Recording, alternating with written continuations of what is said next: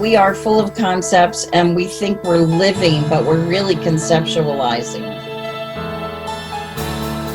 Sea change when you go from being in your mind to being in your heart.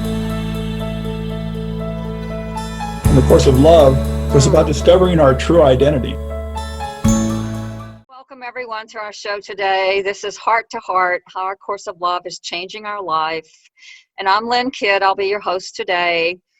And I'm going to introduce our guest here in just a second. What we're going to do is give you a little bit of a taste and a little introduction to A Course of Love and share some personal experiences, how it's transforming our lives and how we're personally integrating A Course of Love into our daily life. So I'd like to introduce our guest for today. Welcome, Susan Bernardini. Thank you, Susan. I'm so honored that you're here today with us. Thank you, Lynn. It's nice to have you. So I'm delighted to be here. Okay. So just to get started, I thought we could just take a minute or two. If you could give us a little bit about your personal journey and who you are before you came into A Course of Love. Well, I grew up all over the place. My family moved a lot, so I was always the new kid. I had a normal American childhood, but I went to college first for engineering. Then I decided I didn't like engineering or working with men, so I got a master's degree in counseling. And I worked in that field for years before I had children, and then I was a stay-at-home mom for many, many years. But all throughout that time, my life was absolutely run by fear.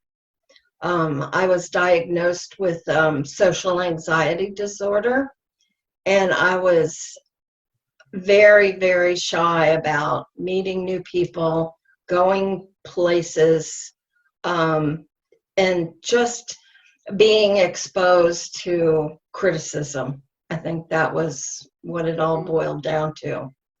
And so when I lost my father to suicide at 37 years old, I had a small son, and I started having this dream about a blue book in a bookstore, actually in our local bookstore.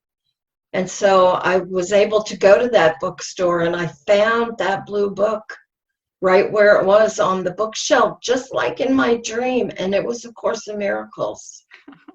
And A Course in Miracles talked about nothing but release from fear. Wow. And so for the next 20 years, I just immersed myself in A Course in Miracles. Well, that was definitely like a premonition, that dream that you were brought into A Course in Miracles. I like so to think that my father pointed me to that, you know. I like to think that he planted that dream in my mind and very possible. If you could share with us just a little bit how you discovered A Course of Love, and was there anything particular in your life that was going on around the time that you discovered A Course of Love? Yes, I remember I came to a point in my life where I realized my children are grown. They don't really need me that much anymore. My daughter was in high school, and A Course in Miracles, of course, had always been important to me, but now I had time to really delve into it in earnest, and it just became the focus of my life. And I went to find a way to become ordained as a minister of A Course of Love. And of course, I found the Community Miracle Center, and it was on their website. I saw a tiny little ad over off to the side, a new Course in Miracles, A Course of Love. And I thought, nah, but I'll try it. So I bought the electronic version, and I swore nothing was ever going to be more important in my life than A Course in Miracles was. And so with that skepticism, I started reading A Course in Love. And what year was this? This was 2015. Okay. Immediately, I was hooked. Immediately, I recognized the voice. And I, except for eating and sleeping, I did nothing but read The Course of Love through the first time. And I read it so fast because it excited me that much. Yeah, so about 5 years for you. Thank you for sharing that. Seems so I like think a lifetime, though. I can't it seems like imagine. a lifetime, right? Yeah. The time goes fast, when we're off the linear timeline, It does. so to speak. But anyway, I thought maybe this would be a good time that if you'd be kind enough to share with us maybe a favorite line or a favorite passage from A Course of Love. There is no way that I could pick a favorite because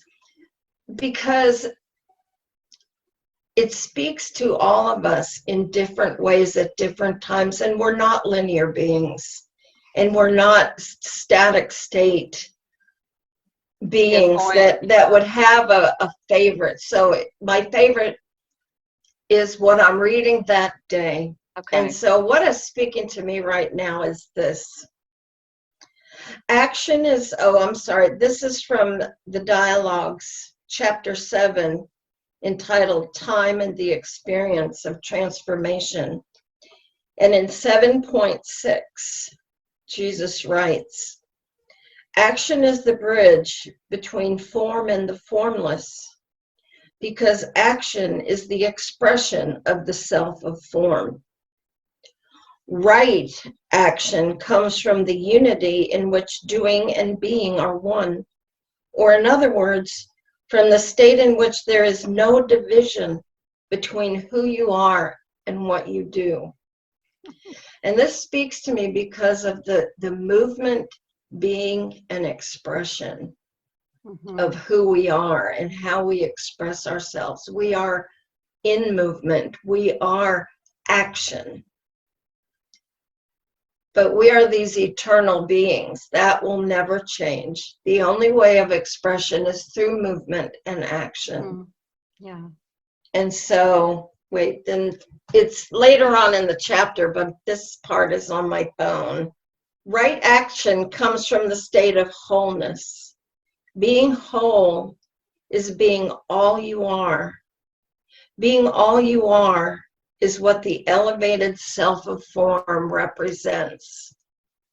And so as beings of action and movement, it just calls to us to be new in every moment, and have our action be in every moment an expression of who we are. Well, that's so beautiful, Susan. And I have to say that we're just like in this quantum moment together, because last night I was in a Course of Love Zoom group, and I shared that exact same passage last night in our Course of Love Zoom group. Yeah. And it really speaks to me too of the wholeheartedness where, you get into that state where the mind and the heart are joined, and you're in that state where you're being who you are. You're grounded in that space of union, and where the mind and heart are joined. And then when you come from that space, everything flows out of that space. Exactly. And you're no longer in conflict with yourself. Therefore, you're no longer in conflict with anyone. With anything else. Yeah, and so you're actually being who you are in the moment, and there's actually no conflict in what I'm feeling and what I actually do. It's all one flow. Yes. And I love that. I shared that last night. So we're like in total. That's amazing. That blows my mind. I just wanted to see if you had any last minute thoughts for new people out there who's starting a Course of Love, or brand new, never really heard of it, might be watching this video. Any suggestions, like when they're just starting, if they want to buy the Course of Love or pick it up? any last Absolutely. Absolutely. Just read it. Don't worry about understanding it right away. Let the words enter you in whatever way is most comfortable for you.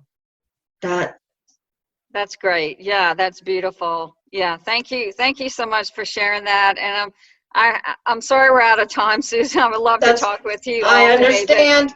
It yeah, was thank you so wonderful. much for sharing all your personal journey and your passage that was speaking to you today, which is actually what I shared last night. So I see that Wow.